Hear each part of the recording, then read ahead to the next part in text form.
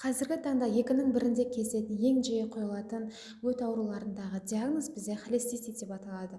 Холецистит деген не? Ол хол деген өт, циста деген жолдар, ит деген қабыну. Яғни өт қабырғасының немесе өт жолдарының қабынуы, иә. Өт қабырғасының жалпы қалыңдығы 0,1-ден 0,3 сантиметрге дейін болу керек. Одан асып қалыңдайтын болса, ол бізде холецистит дегенді білдіреді. Пайда болу себебі біріншіден бұл инфекциялық қабынулық ауру болғандықтан қандай да бір бактерия, вирус және де паразит салдарынан туындауы мүмкін.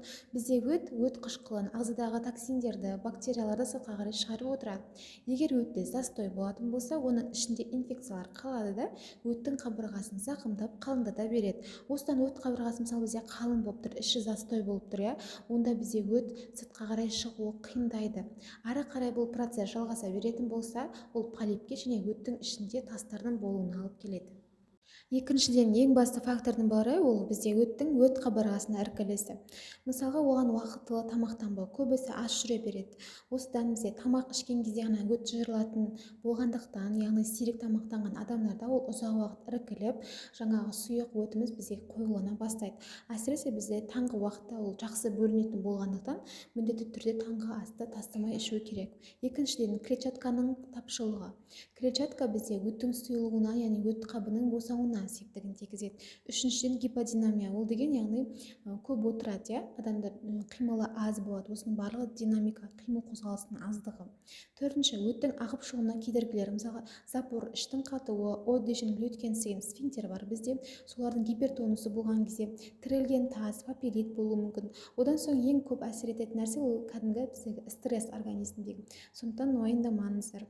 Алтыншыдан, өт қабының моторикасын реттеуге қатысатын гормондың жалпы арақатынастарының бұзылысы. Енді осының белгілеріне тоқталып кететін болсақ, бізде оң жақ қабырғасының ауырсуын сезініп өткен осы жақта орналасқан, ауыздағы ашы кекірік дамының келуі, автокөлік қозғалысының кезінде жүрек айну, құсу деген сияқты өзін жайсыз сезінулер, тері құрғақтығы, дерматит, безеулердің шығуы, склераның сарғаюы, іш қату немесе кейде сұйық нәжіс диарея болып кетуі мүмкін, жиі бас ауыру, мигренге алып келеді және текір кезіндегі ауырсынулар.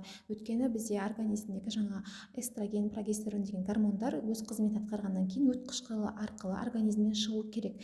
Өттің қызметі дұрыс болмағандықтан осылай менструация кезінде қатты ауырсынулар болады.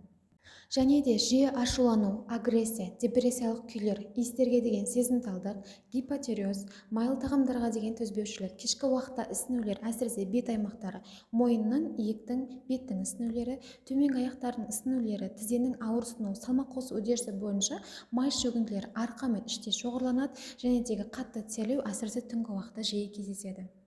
Еміне келетін болсақ, міндетті түрде диета қолдану керек, яғни қуырған майлы тағамдар болмайды, суға немесе буға піскен тағам, липотроптық заттар бойынша сүзбе, сыр, балық, бұршақ қолдануға болады. Таңертең аш қарынға міндетті түрде таңғы астан 30 минут алдын ауыз күймейтін ыстық су ішу керек, және де гиподинамияны жою керек, қимыл қозғалыс көп жасау керек. Антибактериялық қабынуға қарсы өт айдатын және спазмолитиктердің барлығын дәрігер сіздің жасыңызға, қарсы көрсеткіштерге байланысты дозасына қарай өзі тағайындайтын болады.